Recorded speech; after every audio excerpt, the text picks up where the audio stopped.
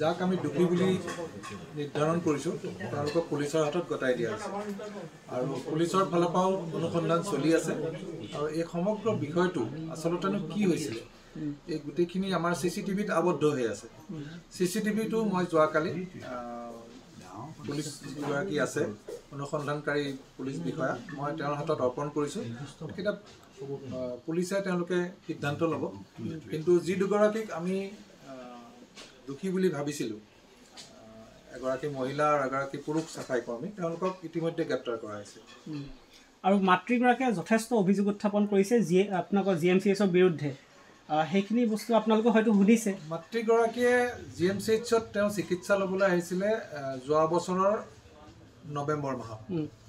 নৱেম্বৰ মাহত চিকিৎসা ল'বলৈ আহোঁতে তেওঁৰ এটা গুৰুতৰ অস্ত্ৰোপচাৰ হৈছিলে ছোৱালীগৰাকীৰ কাৰণ তেওঁৰ এটা ফালৰ বৃক্কটো বন্ধ আছিলে লেপাৰস্কপি পদ্ধতিৰে কৰি দিয়া হৈছিলে তেওঁ সেইটো আনফালেও অলপমান ষ্টেণ্ডাল তেওঁৰ যোৱা নাছিলে আমি ক'লোঁ যে ইয়াৰ পিছত চেকআপত আহিলে আমি নেক্সট ষ্টেণ্ডালো সেইডাল দি দিম তেওঁলোকৰ আৰ্থিক অৱস্থা ইমান টনকিয়াল নহ'লোৱাৰ কাৰণে আমাৰ হস্পিটেলৰ অধীক্ষক মহোদয়ে তেওঁলোকক আনকি ঘৰলৈ থোৱাৰো ব্যৱস্থা কৰিছিলে ইমানখিনিলৈকে কৰি দিছিলে এতিয়া চিকিৎসা ক্ষেত্ৰত যদি তেওঁলোকে বা আমাৰ ডক্টৰ বা আমাৰ চিকিৎসা মহাবিদ্যালয়ৰ কোনোবা এজন কৰ্মচাৰীৰ পৰা যদি কিবা বেয়া ব্যৱহাৰ বুলি পাইছে তেতিয়াহ'লে সেইটোতো মই নাজানো আৰু তেওঁ কেতিয়াও কোৱা নাই আনকি পৰহি মই যেতিয়া তেওঁৰ লগত কথা পাতিছোঁ তেওঁতো চিকিৎসা ফালৰ পৰা সকলো ধৰণৰ চিকিৎসা পাইছোঁ বুলিয়ে কৈছে আৰু দ্বিতীয়তে এইবাৰ তেওঁ পুনৰ আহি ভৰ্তি হ'ল 13 তাৰিখে কিন্তু তেওঁৰ ছোৱালীজনীৰ থাইৰয়ডৰ এটা প্ৰব্লেম থকাৰ কাৰণে লগে লগে কৰিব পৰা যোৱা নাছিল কিন্তু যোৱাকালি সুকলমে অস্ত্ৰোপচাৰ হৈছে তেওঁ আনকি আজি আমি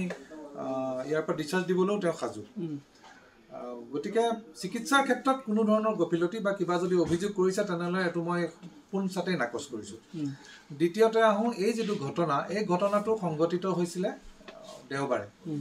দেওবাৰে ৰাতি সোমবাৰেও ৰাতিপুৱা মই 8টা বজাতে আহি মই হস্পিটেলত ৰাউণ্ড লৈছোঁ তাৰপিছত মই অপাৰেশ্যন থিয়েটাৰত গৈছোঁ আছোঁ মই হস্পিটেলত মোক কোনো ধৰণৰ তেনেকুৱা ধৰণৰ মই কোনো বাৰ্তা কাৰো পৰা পোৱা নাই যে এনেকুৱা ধৰণৰ যোৱাকালি ৰাতি সংঘটিত হৈছে মঙলবাৰে ৰাতিপুৱা যেতিয়া মই পুনৰ হস্পিটেললৈ আহি আকৌ ৰাউণ্ডত আছোঁ তেতিয়া মোক আমাৰ কৰ্মচাৰীসকলে ক'লে যে ছাৰ এই ছোৱালীজনীৰ লগত কিবা এটা ঘটনা হৈছিলে দেওবাৰে আপুনি এবাৰ তদন্ত কৰিলে ভাল হয় তেতিয়া মই ক'লোঁ যিগৰাকী কিশোৰী ভৰ্তি হৈ আছিলে তেওঁৰ মাতৃ চাফাই কৰ্মীৰ যিজন মূল পৰিচালক তেওঁ তাৰপিছত আমাৰ ধাত্ৰীসকল আৰু মহিলা যিখন নিৰাপত্তাৰক্ষী আছে সকলোকে মোৰ ৰুমলৈ মাতি পেলাই মই তেওঁলোকৰ লগত সুধিলোঁ যে আচলতে কি হৈছিলে তেতিয়া মোক মাকে প্ৰথমতে ক'লে যে মোৰ ছোৱালীজনী ৰাতি পেচাব কৰিবলৈ গৈছিলে যাওঁতে এই যিজন ল'ৰা যাৰ ওপৰত তেওঁলোকে FIR দিছে সেই ল'ৰাজনে বেয়া ব্যৱহাৰ কৰিছে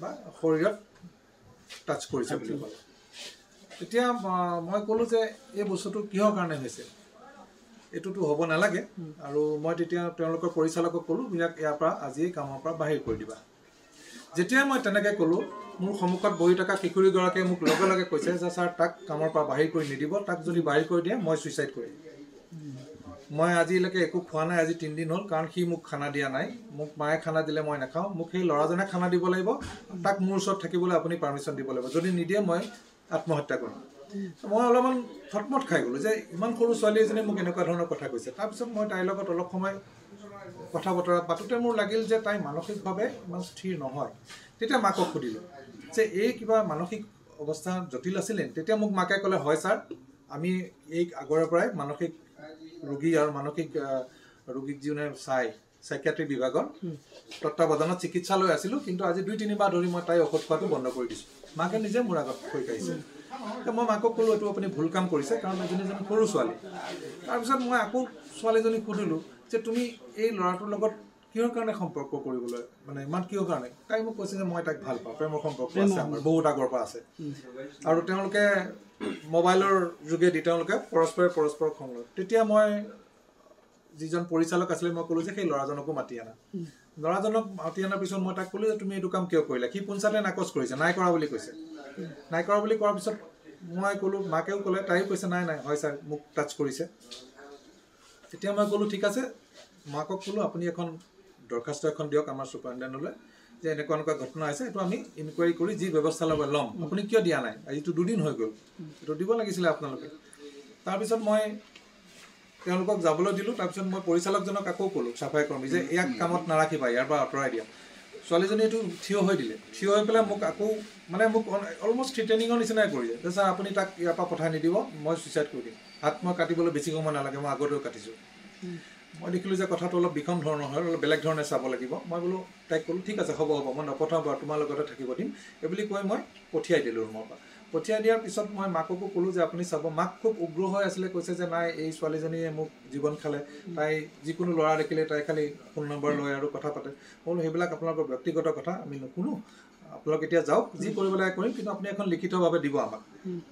এনেকৈ কথাৰ পিছত মই আমাৰ যিকেইজন ডক্টৰ আছে আমি মাতিলোঁ, আমি কথা পাতিলোঁ যে নাই ছোৱালীজনীক আমি মানসিক ৰোগ বিভাগলৈ আমি ৰেফাৰেল কৰিব লাগিব। লগে লগে উইদিন 5 মিনিটছ মানসিক ৰোগলৈ ৰেফাৰ কৰিলোঁ। মানসিক ৰোগৰ চিকিৎসকে চাই তেওঁলোকে ঠাৱৰ কৰিলে যে হয় ছোৱালীজনী মানসিক ৰোগী আছে, তেওঁক ইনজেকশ্যনৰ প্ৰয়োজন হ'ব। লগে লগে চিফ্ট কৰিবলৈ নিৰ্দেশ দিলে ইউৰলজিৰ পৰা। মই ক'লোঁ যে হয় তেওঁৰ সেইটো বেছি ইম্পৰ্টেণ্ট, কাৰণ হঠাৎ ছোৱালীজনী যদি আত্মহত্যা কৰি দিয়ে আমি সকলো দুখী হওঁ। আজিকালি জানেই সৰু সৰু ল'ৰা ছোৱালীয়ে ঘপকতে কিবা এটা কৰি দিয়ে, গতিকে মই লগে লগে পঠাই দিলোঁ। কিন্তু মাকে কয়, মোক আহি পেলাই পুনৰ কৈছে নাই ছাৰ আমি মানসিক ৰোগী বিভাগত নাথাকোঁ, আমি ইয়াতে থাকিম। কৈছোঁ চিকিৎসাটো ল'ব লাগিব, বেজি। কৈছে যি হয় আমি ইয়াতে ল'ম, আমি ইয়াৰ পৰা নাযাওঁ। তেনেকুৱা আকুৰ যোৱাত দেখিলোঁ। ছোৱালীজনীও মোক কৈছে নাই মই সি যদি নাথাকে মোৰ লগত মই নাথাকোঁ, মই ইয়াতে থাকিম। এতিয়া মাক আৰু ছোৱালীজনীয়ে যেতিয়া ক'লে যে নাই তাৰ অবিহনে থাকিব নোৱাৰোঁ বুলি, মই এতিয়া কি কৰিম? মই তাইক তাতে ৰাখিবলৈ বাধ্য। খালি মই নিৰ্দেশ দিলোঁ আমাৰ যিখিনি কৰ্মচাৰী আছে যে ছোৱালীজনীৰ ওপৰত তীক্ষ্ণ দৃষ্টি ৰাখিব, কাৰণ কিবা অঘটন কৰিব পাৰে। তেতিয়া ল'ৰাজন থাকি গ'ল তাতে? নাই নাই, তাকতো পঠাই দিলোঁ। তাইৰ সন্মুখত তাই যাতে আঘাত নাপায় বা তাই হঠাৎ কিবা এটা নকৰে সেইকাৰণে মই তেনেকৈ ক'লোঁ। তাক তাৰ পৰা অব্যাহত দিয়া হ'ল, তাক আৰু তাক ৰখাৰ প্ৰয়োজনে নাই। আৰু লগে লগে আমি কথা বতৰাখিনি পাতি পেলাই তেওঁৰ মাকেতো অলৰেডি এফআইআৰ দিলেই। সেইদিনাখনে যোনদিনাখনে গম পাওঁ, কাৰণ পিছদিনাখনতো তাক পুলিচে এৰেষ্টে কৰিলে। যে এইখিনিয়ে ঘটনা। আচলতে ঘটনাটো কৰ্তৃপক্ষ জড়িত বাবে ৰাতি তেনেকুৱা কোনো ধৰণৰ, আমি পিছত CCTVটো আমি চোৱাৰ পৰিকল্পনা কৰিলোঁ। CCTV চালোঁ। CCTVটো চাই দেখিলোঁ যে কথাটো সম্পূৰ্ণ বিপৰীত। তাই বিচনাত শুই আছে ৰাতি, মাক নাই লগত। সি আহি পেলাই বাথৰুমত সোমাইছে। তাৰপিছত কি হৈছে, এগৰাকী লগত আৰু এগৰাকী চাফাই কৰ্মী যাৰ লগত সনা পিটিকা আছে মানে ইহঁতৰ, তাই আহি পেলাই ছোৱালীজনীক এনেকৈ হাতেৰে এনেকৈ ছিগনেল দিছে। তাই লগে লগে উঠিছে, 1 ছেকেণ্ডো ৰোৱা নাই, লগে লগে উঠিছে। উঠি চুলি তুলি ধুনীয়াকৈ কৰি একদম ফূৰ্তিত গুচি গৈছে বাথৰুমৰ ভিতৰলৈ। তাৰপিছত এই ৰখি আছে কিনাৰৰ যিজন পেচেণ্ট, তেওঁলোকেতো গম পাইছে না ছোৱালীজনীৰ কথা। তেওঁলোকে বাথৰুমত যেতিয়া গৈছে ইহঁত এই পঠাই দি আছে, নাহিবি নাহিবি। তাৰপিছত মোৰ ছোৱালী 7-8 মিনিটমানৰ পিছত তাই ধুনীয়াকৈ একদম নৰ্মেল ছোৱালীৰ নিচিনাকৈ ওলাই আহি বিচনাত শুই আছে। কোনো ধৰণৰ চিঞৰ বাখৰ হোৱা নাই। কিনাৰতে মোৰ নাৰ্ছ ষ্টেচন আছে, নাৰ্ছ আছে। তাই কোনো ধৰণৰ চিঞৰ বাখৰ কৰা নাই বা তাই আপত্তিও কৰা নাই বা চিষ্টাৰগৰাকী গৈও কোৱা নাই যে মোক ই এনেকুৱা ধৰণৰ কৰিছে। তাই আহি বিচনাত শুই আছে। চিষ্টাৰকটো বাদেই কিনাৰৰ পেচেণ্টকো একো কোৱা নাই, কাৰণ আমাৰ হাতত CCTV ফুটেজ আছে। গতিকে বস্তুটো অলপমান বেলেগ ধৰণৰ যেন লাগিল। তথাপি ইনভেষ্টিগেশ্যন চলি আছে কেনেকৈ হয়, কিন্তু আমি বিচাৰোঁ যে হস্পিটেলৰ ভিতৰত যোনেই দুখী নহওক এনেকুৱা ধৰণৰ কাৰ্য কৰাটো অক্ষমনীয় কৰা। ফৰেনচিক কৰা হৈছিলে, ফৰেনচিকৰ পৰীক্ষা কৰা হ'ল, গাইনী বিভাগে পৰীক্ষা কৰিছে, তেওঁক মানসিক ৰোগী বিভাগে পৰীক্ষা কৰিছে, আৰু সেই প্ৰতিবেদন গুপ্তভাৱে ৰখা হয়। মই সেইটো ৰাজহুৱা কৰিব নোৱাৰোঁ। সেইটো পুলিচৰ হাতত অৰ্পণ কৰিব তেওঁলোকে, আৰু পুলিচে যিটো অনুসন্ধান কৰি আছে এই অনুসন্ধানৰ মূৰত আমি হয়তো সঁচাটো আমি সদায় স্বীকাৰ কৰিব লাগিব। যি ফৰেনচিক ৰিপৰ্টটোৰ বিষয়ে মই একো ক'ব নোৱাৰিম। তেনেকুৱা কিন্তু এতিয়ালৈকে মই জনাত তেনেকুৱা কোনো ধৰণৰ একো হয়তো পোৱা নাই। স্বাস্থ্য অৱস্থা ভালেই, কিশোৰীগৰাকী ভাল। আজি ডিচাৰ্জ যাব তেওঁ, আজি ডিচাৰ্জ, কালি হৈ গ'ল অপাৰেশ্যন, আজি ডিচাৰ্জ। পেট চেট নকটাকে আমি আণুবীক্ষণ যন্ত্ৰৰে তেওঁৰ ভিতৰত ষ্টেণ্ডডাল ভৰাই দিলোঁ। এতিয়া তেওঁ ঘৰত যাব পাৰে। আকৌ পুনৰ মাতিম চিকিৎসাৰ কাৰণে 3 মাহৰ পিছত। কালি আচলতে আমি যিগৰাকী কিশোৰী তেওঁৰ নাম আৰু বা ঠিকনা এনেকুৱা ৰাজহুৱা কৰিছিলে আপোনালোকৰ গ্ৰুপতে, সেইটো বিভিন্ন মহলৰ প্ৰতিক্ৰিয়া সৃষ্টি হৈছে। নাম আৰু ঠিকনা আমাৰ কৰ্তৃপক্ষৰ তৰফৰ পৰা ৰাজহুৱাকৈ ক'তো দিয়া হোৱা নাই। এটা গোট এটা আছে য'ত সাধাৰণতে GMCৰ তৰফৰ পৰা সংবাদ মাধ্যমৰ লগত মানে শ্বেয়াৰ কৰা হয় যে এইটো ঘটনা হৈছে, আচল ঘটনাটো এইটো। এতিয়া বাহিৰত প্ৰচাৰ কৰিবলৈ কোনটো নিউজ প্ৰচাৰ কৰিব, কোনটো নিউজ প্ৰচাৰ কৰিব নালাগে তাৰ দায়িত্ব কিন্তু সংবাদকৰ্মীৰ ওপৰত। সংবাদকৰ্মীসকলেও সেইকাৰণে অলপ সচেতন হ'ব লাগিব আৰু জানিব লাগিব যে মই এইটো নামটো মই প্ৰকাশ কৰিব লাগিব। যদি কোনোবাই প্ৰকাশ কৰিছে তেনেহ'লে তেওঁ কিন্তু সমানে দোষী। আমাৰ কামটো আমি কৰিব লাগিব। আৰু সেইটো এটা ক্ল'জ গ্ৰুপ আছিলে হোৱাটছআপত, সেইটো সাধাৰণতে বাহিৰৰ সমগ্ৰ অসমে নাজানে।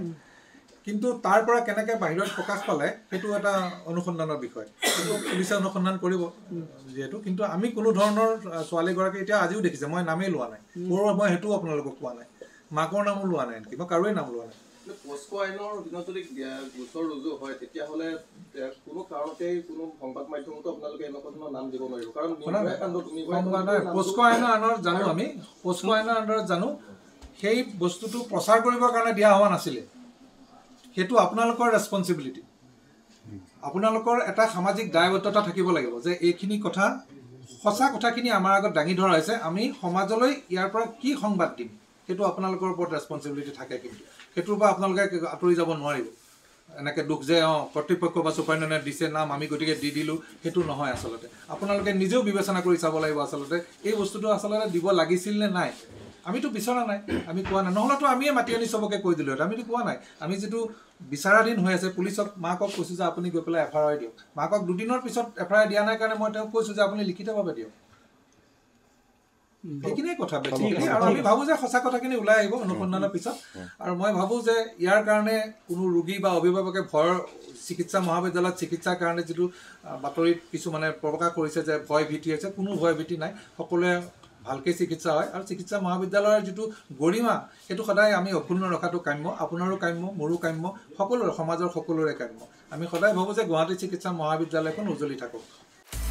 আপুনি বিচৰা বাতৰি পাব কেৱল নিউজ 18 এপত। নিউজ 18 এপ ডাউনলোড কৰিবলৈ স্কেন কৰক এই QR কোড।